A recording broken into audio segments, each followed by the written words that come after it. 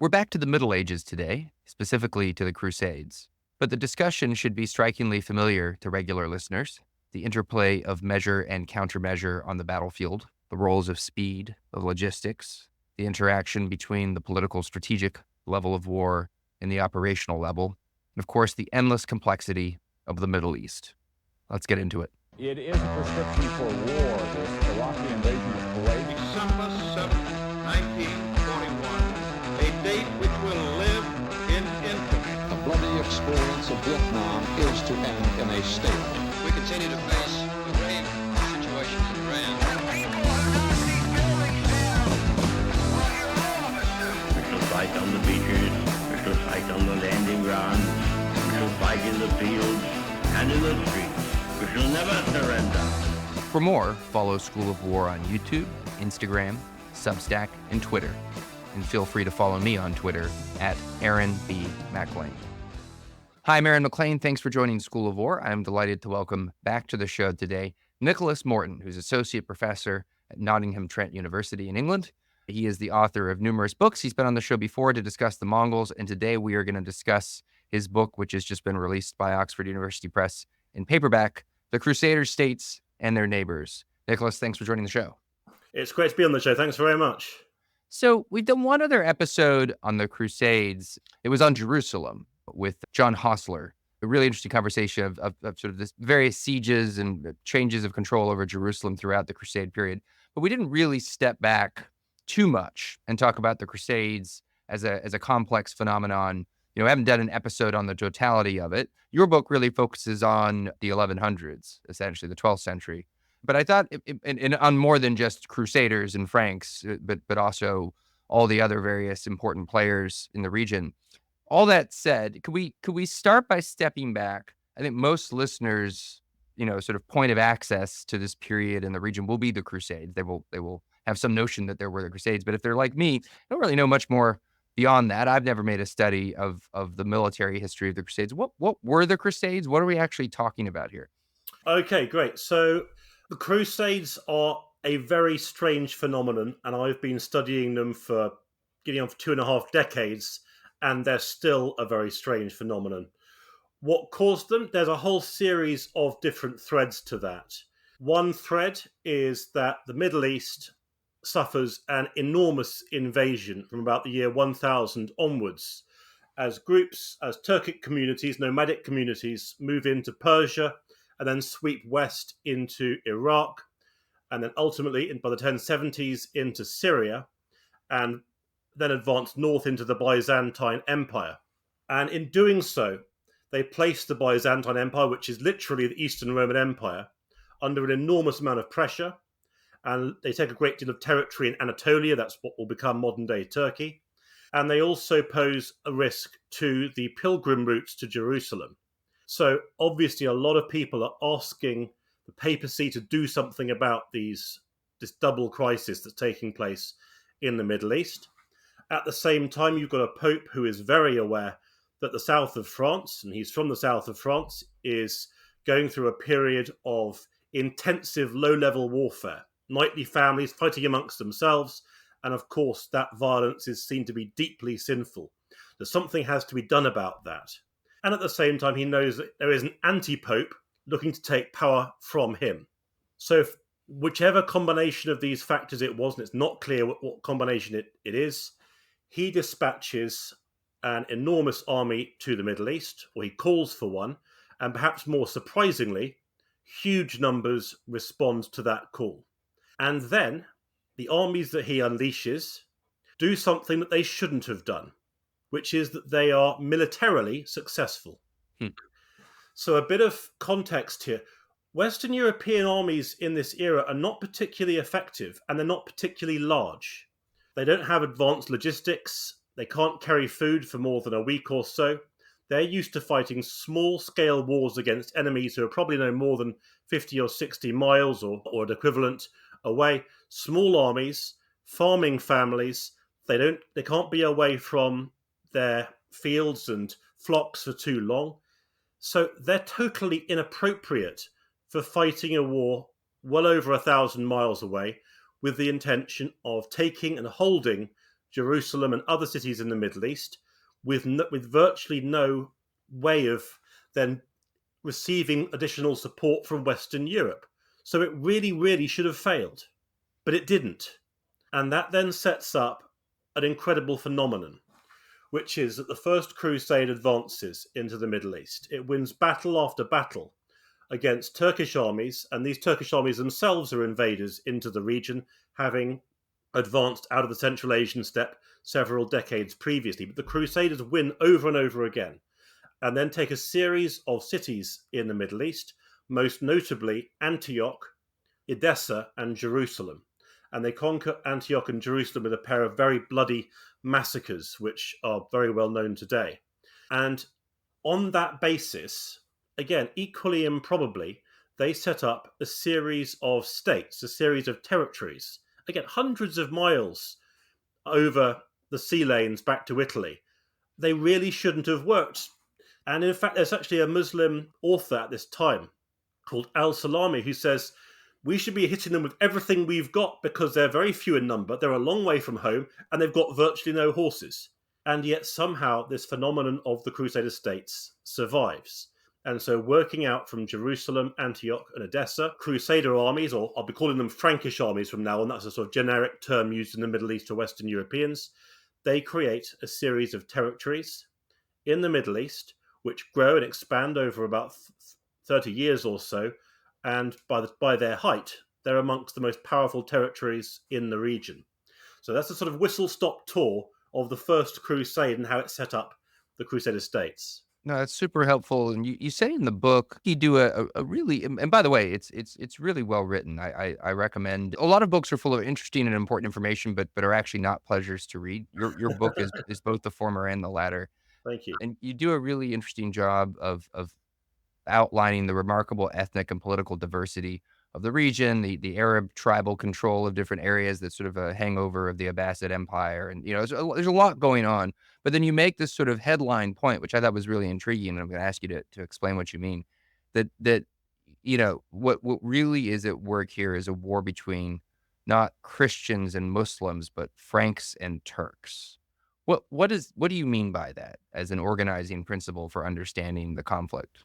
Okay, so if we go back about 100 years before the First Crusade, as you just briefly mentioned then, the entire area is the Abbasid Caliphate, which is ruled over by the Caliph in Baghdad, various different regions around that, all of which are at least technically, and the Abbasid Caliphate's in decline, but they're also technically part of it. And the ruling dynasties in other parts of the Middle East are, for the most part, Arab dynasties or Kurdish dynasties. But then there is this phenomenon, this massive steppe invasion from Central Asia, led by various Turkic groups, over whom the Seljuk dynasty eventually takes control to create ultimately the Seljuk Empire. And they reach the areas where the Crusade will be operating only about 20 years before the Crusade arrives itself. And so one of the points I'm making in my book is that this is really a conflict that's fought out in large part between two invaders. The Seljuk Turks themselves have invaded the Middle East only a few decades before the Crusaders, and they are not liked and they were not gentle. And in fact, one of the things that helps the Crusaders in the early years of their conquests is the fact that there are several big rebellions against Seljuk authority by underlying populations in the Middle East, because, well, why wouldn't they? The Seljuks have imposed their dominion, and actually the Seljuks are probably, in the early years at least, seen to be the bigger threat. Now, the Crusaders themselves are not from the region, and they are not gentle either. But nonetheless, the disruption caused by the First Crusade to Seljuk authority, particularly with all the major Turkish field armies being defeated one after another, sets up a period of disorder in the western part of the Seljuk Empire, which lasts for long enough for the Crusader States to expand their position and entrench themselves. What was the nature of warfare here at the time of the First Crusade and then the period that follows with these established Crusader states sort of defending themselves over the next 2 centuries or so? I guess it's the same question as what did medieval warfare look like, though I suppose maybe there's some local specifics that would be interesting to reflect on too. Yeah, absolutely. So, one of the central contentions of the book, which I think is really important, is that the nature of the warcraft and the doctrine of war adopted by all the various factions in play in the Middle East. Now, the two biggest sort of clusters of factions are indeed the Crusader States and various Turkish dynasties, but you also have the Byzantine Empire, the Armenians. You have the Fatimid Empire in Egypt, which is a Shia Muslim caliphate. You have the Bedouin. So there's lots of other factions in circulation as well. But ultimately, my view is that the warcraft and doctrine of all the various factions involved soon develops, not just on its own basis, but to reflect and react to their principal opponents. And so, yes, it's medieval warfare, but it's not medieval warfare as is fought in medieval Europe. Very quickly, for example, the Crusader States shift their way of fighting because they're fighting very, very different opponents who aren't like them. So their principal opponents are generally Turkish dynasties, and so they fight with large formations of light cavalry archers. And that adds a major dimension because, of course, they've never encountered that. There's no army in Western Europe that fights that way.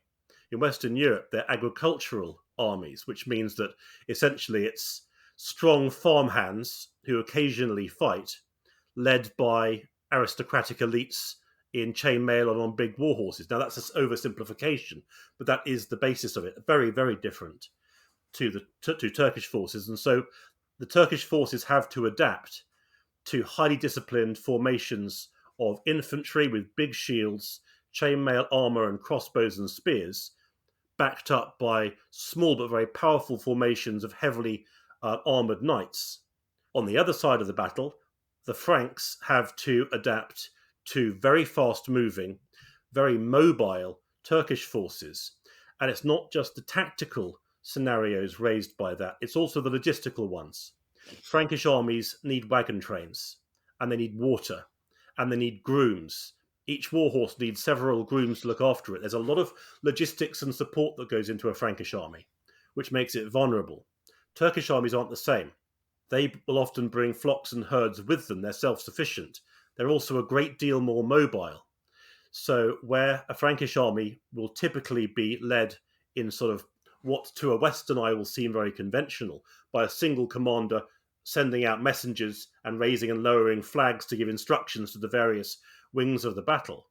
The analogy I would use for Turkish armies is they operate a bit like a flock of birds, in the sense that you have lots of semi-independent commanders, and they all know the broad game plan, and they do respond to commands, but they're also semi-autonomous, and they operate collectively with only a sort of loose command structure, and they won't line up to fight their opponent.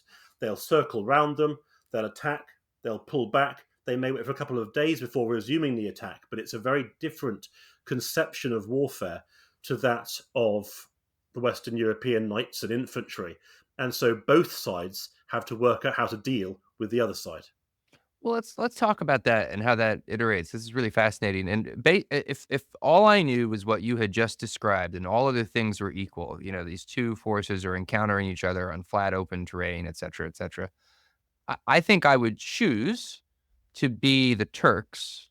I don't see why anyone wouldn't. Maybe you can tell me why I'm being unwise. They have mobility. They have standoff. It just seems advantageous to be them. Am I right in that inference? And if so, what do the Crusaders do to start evolving? So, viewed from the Crusaders' perspective, they can defeat the Turks. And I've done a sort of statistical analysis of pitched battles, and it's about 50-50. Huh. So both sides will, or I say both sides, of course, there's multiple Turkish powers. It's not a single power block, just as the Franks themselves aren't a single power block, but they tend to win as much as they lose going both ways. But yes, I do think ultimately that the Turkish nomadic way of war, rather like the Mongol way of war soon after it, is generally superior to that of nearly every agricultural society of this era. That includes Western Europe, but also includes agricultural societies such as the Byzantine Empire, Muslim agricultural societies, and also China as well. So, I mean, it sounds like you at a high level agree with my amateur inference that the Turks have sort of the better half of the deal here. But you just said that statistically, actually, the Franks win a lot. And but we can get into this. But you talk about in the book that your research method here, which you've assembled this massive spreadsheet that accounts Yeah, for every single, at least that you can find in the sources, every single encounter from skirmishes up to set piece battles and sieges, which is fascinating. I'd love to talk about that. But how then are the Franks winning roughly 50% of the time if my inference is correct that gosh, the Turks have mobility, they have range. I think I'd just rather be them. I don't the Franks lack those things. it's a model that works really well, but there are things that Frankish commanders can do that enable them to win big battles. They tend to lose skirmishes, and they're not as good at raiding, but big Mm. battles, it's about 50-50. So, things they can do. Number one, fight in the rain. The reason being that Turkish bowstrings are made from natural products derived from their animals, and they're water soluble. So they stretch or they break in the rain. So Frankish commanders fight in the rain. Another way of doing it is this is a tactic that was used extensively throughout this period, is that the Frankish armies like to fight or they like to march at night.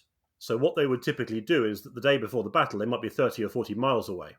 And then they will very quietly dismount from their horses, lead their horses through the middle of the night, as quietly as they can, till they're within half a mile of their opponents. And then literally, as soon as you can see your hand in front of your face, they charge when their opponents aren't ready for them.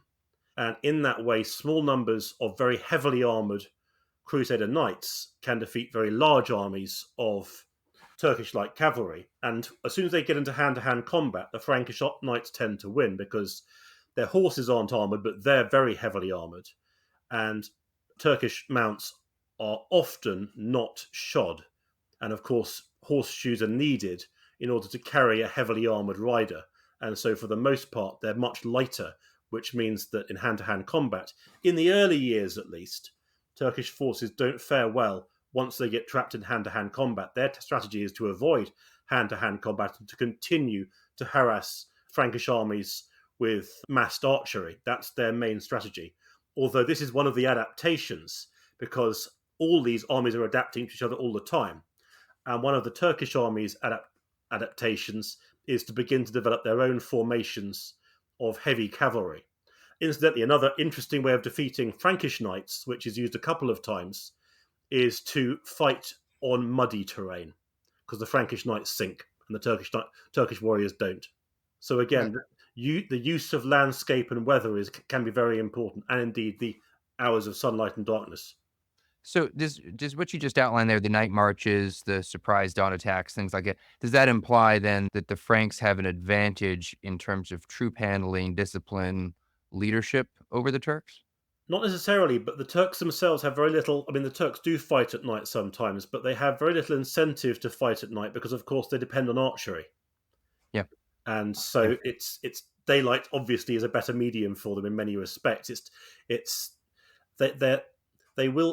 they fight at night, it's often during sieges and much less, or indeed, what's often the case for every army in this era is if they want to conduct a raid, they'll launch the raid in the early hours of the evening, march through the night, and then suddenly appear at first light deep in enemy territory, conduct their raid, and then get out before their opponents can respond. And so another element to the strategies of every faction involved is to develop early warning systems so that they can respond to raiders fast enough to intercept them before they can get back to their own territory laden with all the plunder they've taken. So for many of the Turkish dynasties of this era, and indeed Saladin later on, who's from a Kurdish family, they begin to use carrier pigeons extensively because that speeds up the communications process. And also warning fires, a little bit like in, dare I say it, Return of the King. They are also used because it sends a message quickly. Well, let's bring another element into this. You've mentioned sieges several times. Fortifications, siege warfare are at the heart of a lot of what happens in this period. How does that help us understand how that overlays on top of everything we've been discussing so far in terms of battle and skirmishes out in the field? Okay, let's just start with sort of the basic map of the Middle East. They're like most societies in the medieval period. It depends a great deal on agriculture, and there's good agricultural land in the Middle East, particularly along the coastline. But nonetheless, lots of big trade routes go through the Middle East, including the Silk roads from China and Central Asia, and the spice routes from Southeast Asia and the Indian Ocean, then going up the Persian Gulf and then into Syria and into the coastal region where the Crusader States are. And I'm mentioning this because with so much trade passing through the region, the cities get really big. And so places like Damascus, Aleppo, Acre, not Jerusalem, actually. Jerusalem's a very small city. But in Egypt, Alexandria, Cairo, Damietta, these are big cities. And because they command so much of the trade and because there's such a large population, they become the linchpins of power. So if you hold these big cities, you hold a great deal of power, and that is really the way in which the warfare in the Middle East takes place. It's all about long-term game plans for conquest, for control, I should say, over these big cities. So sieges are essential. And the Frankish armies, their preferred siege tactic is to use siege towers. So huge, great wooden mobile towers. And the idea is you build them, roll them up against the enemy battlements, and then in you go, and then you've conquered another city. Turkish strategies are very, very different. Turkish commanders generally prefer undermining. And so what Turkish commanders do is that they will send out tens of thousands, or however many they've got, of archers. And the archers are there just to maintain a steady bombardment onto the opposing city or castle's battlements. And they're not expecting to win anything with those archers, and the casualty rate among those archers will be significant.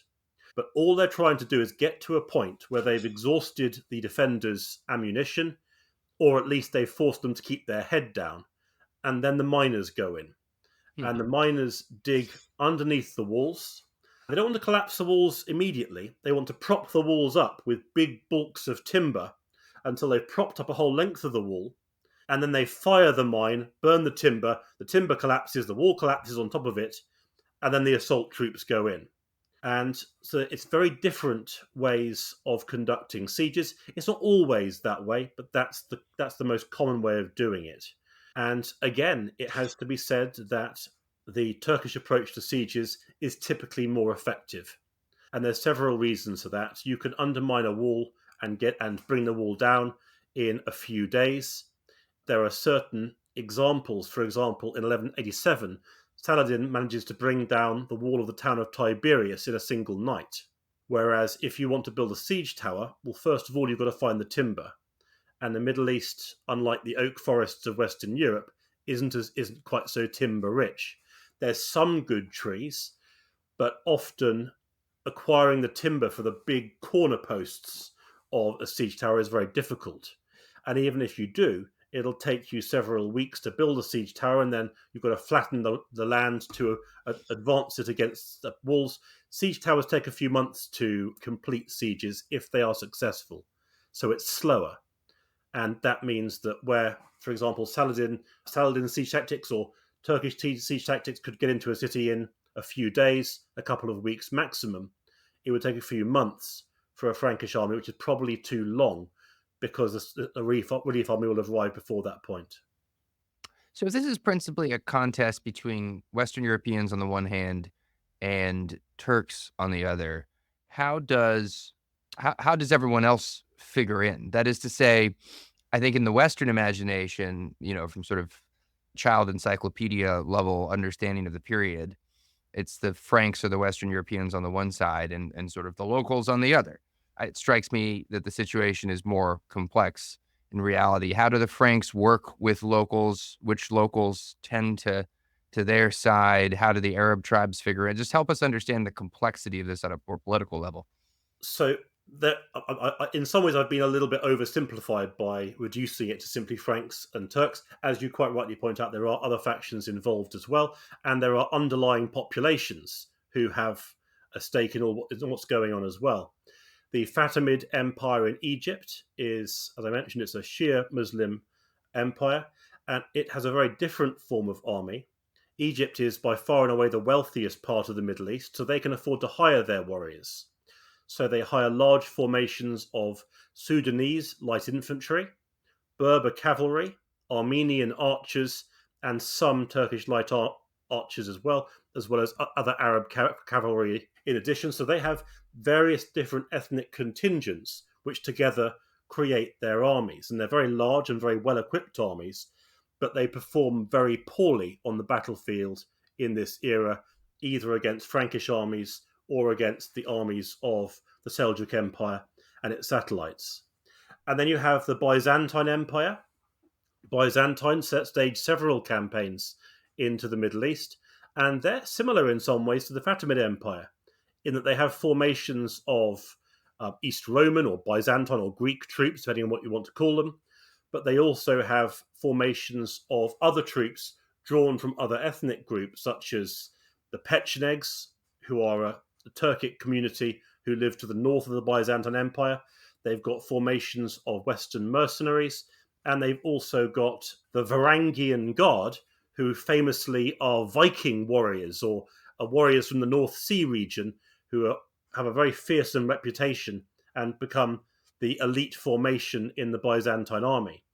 And Byzantine armies are fairly effective. What diminishes their impact in the region around the Crusader States is that frequently by the time they get to the area, there's normally a fair amount of pressure for them to go back and deal with something else. So their time in theatre, I suppose if you were to put it, is often fairly slight. In addition to that, you have Armenian societies. There's the Kingdom of Cilician Armenia, which is what today would be modern-day northern Syria, more southern Turkey, really. And they're famous for their strongholds and castles. They build a lot of very substantial strongholds. And I've often wondered, and indeed there's several sort of bits of evidence coming out at the moment that imply a strong Armenian influence on some of the Crusader castles built in this era. And then there are other forces. The Bedouin often fight with the Franks, and the way I explain that, we don't really have anyone who says why the Bedouin fight so closely with the Crusader States on the same side. I've often wondered if it's because the incoming Turkish communities were nomadic and therefore required grazing, whether the Bedouin therefore saw them as a threat to their own grazing, and that then incentivized them to fight on the side of the Crusader States. But there's quite a lot of cooperation there. And it has to be said that the reasons for war are various. There's migration that changes a great deal. There is holy war, but there's also individual ambitions and rivalries and disputes, both among the Franks and indeed among all the other groups in the Middle East as well. And so it's frequently the case that you have Muslim and Christian or Frankish and Turkish or all sorts of other combinations of alliances of formations on the same side fighting another coalition made up again, perhaps of Frankish or Eastern Christian or other groups from the Middle East. So often the battle lines are complex. It's frequently said that this is a period which witnesses a clash of civilizations between Christianity and Islam. It's actually a lot more complicated. There is an underlying religious conflict, but there's a lot of other things going on as well.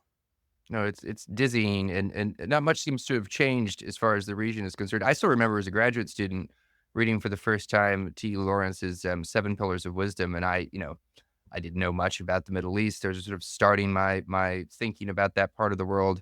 And there's a marvelous, I don't know if it's the introduction, the prologue, or whatever it is, but Lawrence starts the book with this kind of bird's eye travel up from Arabia into the Levant, up the coast.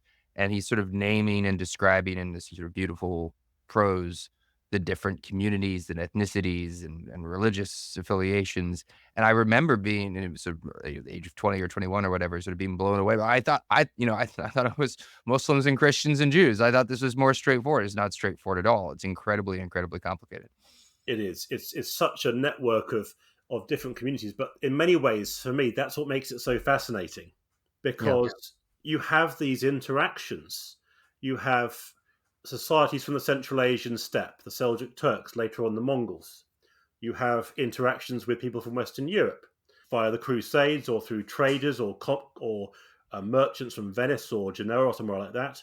You have interactions with Sub-Saharan Africa through the troops recruited by the Fatimid Empire, or indeed from traders coming up from Mali and Nigeria bringing particularly gold, which is the most sort of important trade good, or from the Indian Ocean, where you've got the spice traders bringing goods from Egypt. And it's all happening in a small area. All these interactions from across Eurasia and Africa happening in a small area. And so many things are being exchanged. Ideas, technologies, recipes, stories, and indeed military tactics and weapons. And so there's a lot of technological change taking place in this era, both with technologies being brought in from strange and foreign lands like Western Europe, or indeed being devised as commanders from these different societies encounter one another and then clearly sit down and have to work out how on earth they're going to deal with weapons and tactics they've never encountered before. So you talked about Franco-Arab or Franco-Bedouin cooperation as a sort of interesting phenomenon. Can I ask how the Turks, whether the Seljuks or other groupings, how did they adjust? I mean, they sort of burst out of the steppe, 100 years before this, 50 years before the First Crusade, something like that? And they are, as the Arabs did before them, or the Mongols will do after them. They're sort of acclimatizing to agricultural life and the more sedentary or urban lifestyle of the Levant or the Fertile Crescent, or however we want to talk about it. How do they adjust? How do they establish themselves? Obviously, their form of warfare as the Crusades began still owes a lot to how they were operating out on the grasslands. Help us understand that process. Yeah, sure. So in some respects, they don't have to adjust because large formations of mounted archers proved decisive on Eurasian battlefields till the 17th century. But even so, that's not to say that they are in any way complacent, and they do devise lots of new strategies and tactics based on the people they encounter. And so, as I mentioned, many Turkish dynasties, and indeed the Ayyubid dynasty, that's Saladin's dynasty, they develop large formations of heavy cavalry because they can see qualities they like in the Crusader Knights, and so they begin to develop their own equivalent. And I might note that equally, just as Turkish commanders are developing heavy cavalry, so the Crusader States themselves are employing large numbers of Turkish light cavalry archers. Because, why wouldn't they? If it works for their opponent, why shouldn't it work for them? So there is a great deal of learning taking place. I've mentioned sort of early warning systems. That's fairly important as well. But there's the changing nature of warfare too, because over time, certain parts of the various Turkish communities do adapt to an agricultural lifestyle or a more urban lifestyle, and so they can afford better weapons and armor, all of which brings about changes. And of course, they're tackling castles, and there's been some fabulous work done on siege tactics, which basically shows that the nature of castles and fortifications is continually in dialogue with siege tactics, because as a new tactic is devised, a new response is devised by architects working out how to deal with these things. So, for example, some recent studies have shown, Crusader castles start with fairly thin walls, and then as the 12th century develops, the walls get a lot thicker to deter undermining. And then at the bottom of the wall, you get the advent of a glacis, which is where the wall spreads out at the bottom to create a much wider base, again, to prevent undermining. There are sally ports at regular intervals so that people can sneak out in the middle of the night and disrupt mining activities. And where in Western Europe you might see castles with an occasional arrow slit every now and again, Crusader castles have arrow slits about every few feet. And so you should visualize entire galleries of arrow slits, each serviced by 3 or 4 crossbowmen. One shoots, steps away to reload, the next one steps in and shoots, and they're doing that in a cycle because they realize how damaging it is when that initial archery barrage begins. If they can't suppress that archery barrage, the miners are going to get to the bottom of the wall. So all of these stratagems are devised to combat the tactics of their opponents. And so just as the Franks are doing that with their castle design, so Turkish and Kurdish commanders are devising new approaches for getting into Frankish castles faster. So it's a dialogue, it's a conversation. And so it's a little bit like, I don't know, the example that comes to mind is the Second World War, really. That as one side brings in one particular new weapon or new approach or new strategy, the other side has to adapt immediately. Except that in this arena, if you like, there are multiple factions all adapting simultaneously. And there's a great book by someone called Michael Fulton, and he looks at catapult technology. It's in this period that the counterweight trebuchet is developed, and this is the catapult where you've got a massive great weight that's dropped, throwing up the throwing arm and hurling a big old rock at an opponent's castle. And a point that's fairly clear is that these sorts of catapults were devised not only during and as a response to the wars of this era, but they were devised almost simultaneously. They appear almost at the same time in Frankish and Ayyubids, that's Saladin's dynasty, in the armies of that time. And part of the reason for this is that siege engineers, this is my explanation anyway, siege engineers in this era, they're mobile. They travel from place to place. When one ruler goes to war, the ruler hires them. And then when that war is over, another ruler hires them. So siege engineers will crisscross the Middle East looking for work. And of course, they're bringing their ideas with them. And so as soon as one faction develops something, all the factions have got that new technology because the people who design them are hireable. Yeah, that's all really interesting. I'm particularly struck by, as somebody who has undermined and been undermined many times in my professional life, I'm struck that the origin of the term is in medieval siege warfare. Did not know that before getting ready for this episode.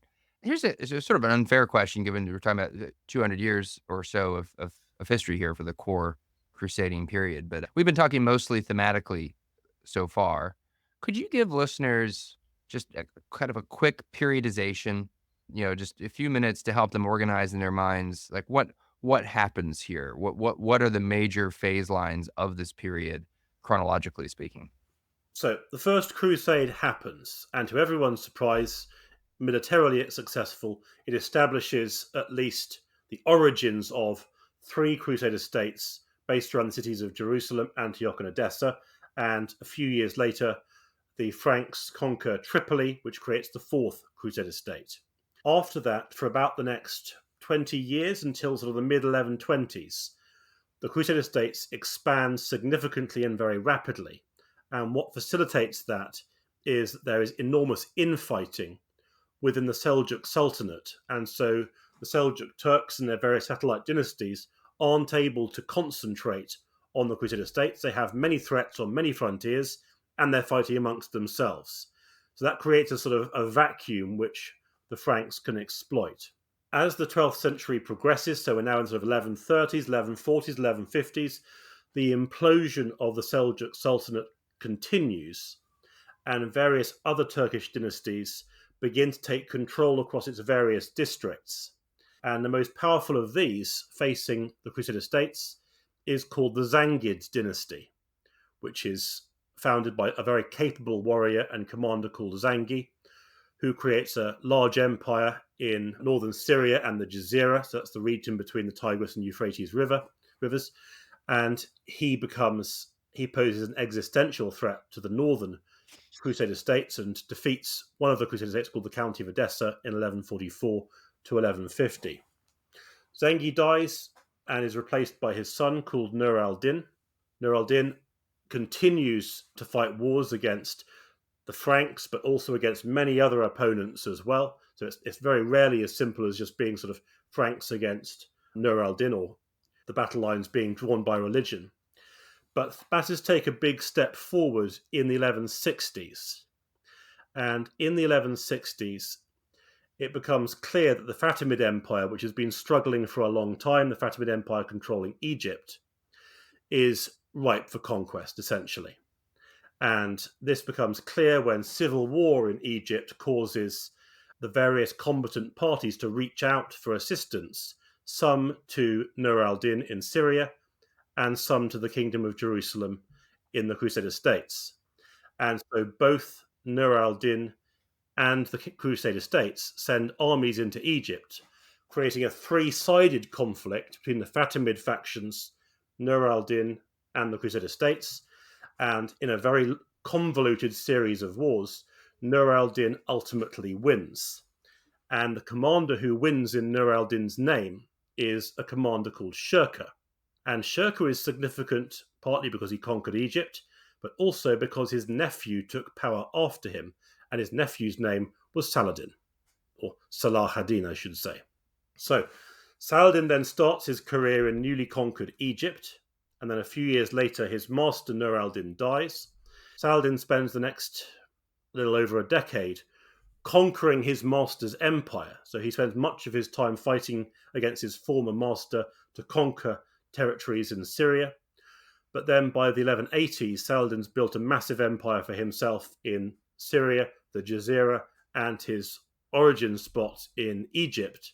And with that combined force, he's then able to invade and defeat the army of the Kingdom of Jerusalem, following which he conquers or reconquers Jerusalem in October 1187. And it's that event, that sort of vital and crucial event in world history, that is the end of my book, although, of course, it will then lead on to the enormous response from Western Europe to Saladin's conquest of Jerusalem, which is the Third Crusade, led by famously people like Richard I of England or Frederick I of Germany and Philip II of France. You spend a fair amount of time in your book analyzing the reasons for the ultimate defeat of the Crusaders as the decades go on.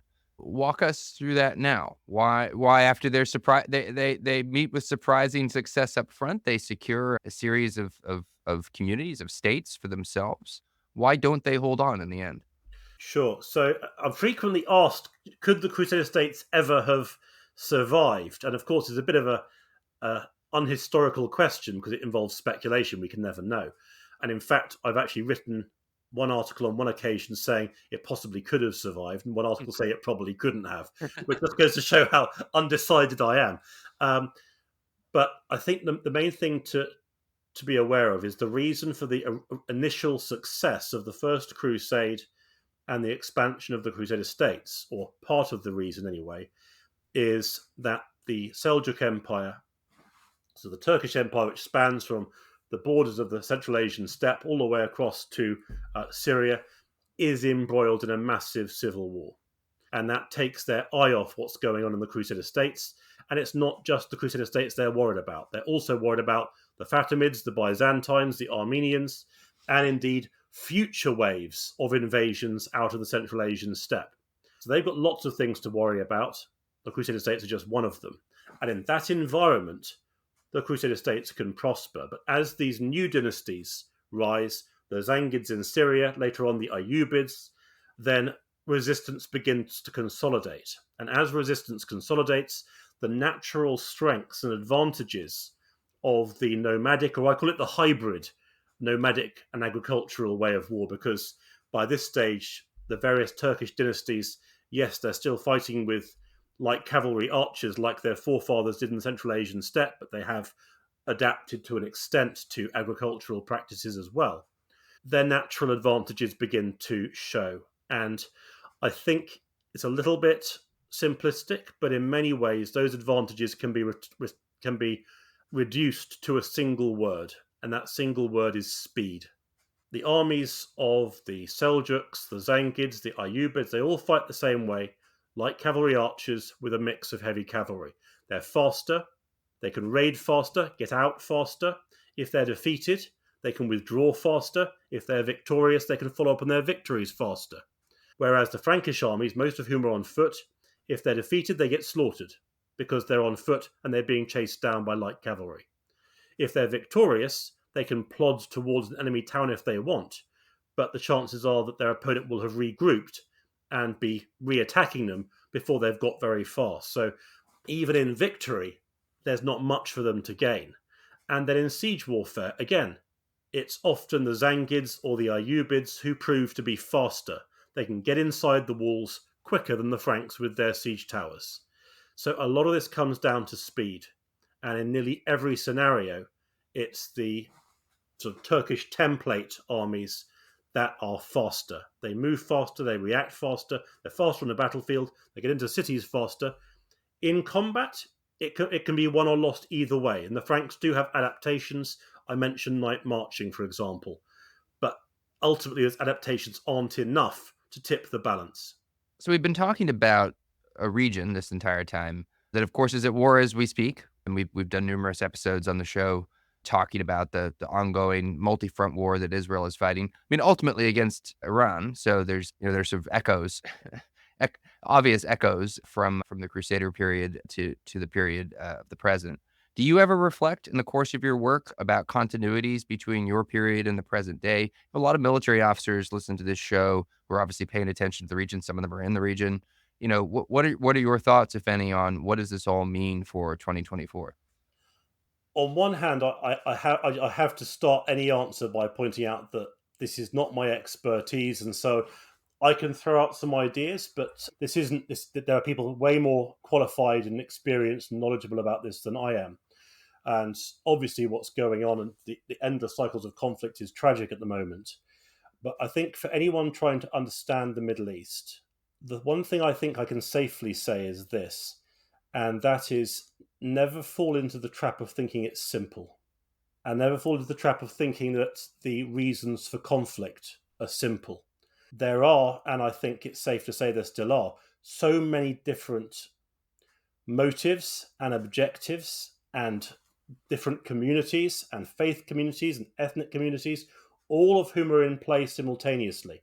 And when within pretty much any community, there are various smaller communities that men are components of them. And any attempt to understand what's going on in the Middle East, then or now, requires understanding the complexity of those relationships, how people interact with each other, and then adding the additional level of complexity that, of course, the Middle East is not an island. Pretty much every single region surrounding the Middle East has a stake in what's going on, has an interest, and intervenes in some way, shape, or form.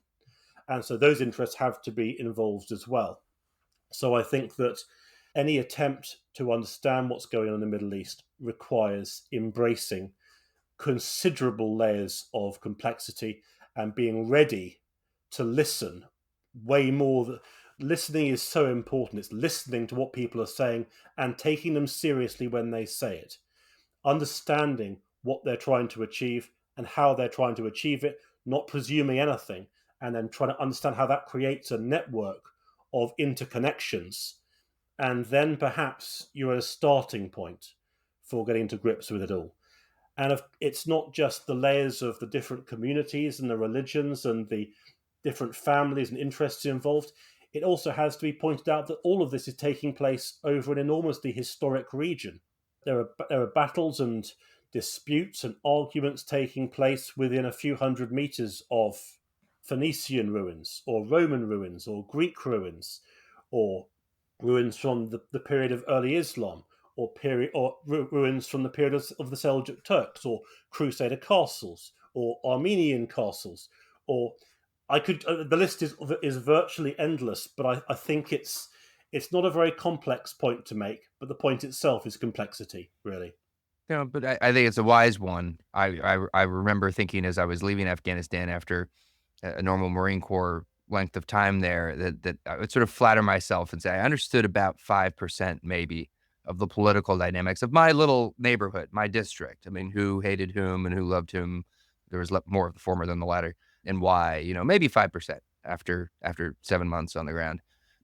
No, there are a couple of things. I mean, a couple of things you said are themes of the show, really. Your point about adaptation and innovation in the face of, the measure, countermeasure dynamic is a theme of the show, and is obviously a theme of warfare. I mean, it's a pattern that to understand warfare requires understanding that process. And I think you made a really interesting point that how it's not just binary, it's not measure and countermeasure, but there are many parties sort of evolving simultaneously along similar lines. So I'm not even sure how you would represent that visually. And then the other point you made towards the end, which I thought was really interesting, was that Crusaders are they're successful out of the gate because they exploit at a political strategic level a very unstable, faltering situation, which allows their operationally somewhat inferior way of fighting to succeed. And then as the balance of power is restored in a way that's unfavorable to them, the sort of operationally somewhat superior methods of their adversaries then finally are able to assert themselves. And this process occurs over the course of 200 years, gradually. It's a long process, yeah.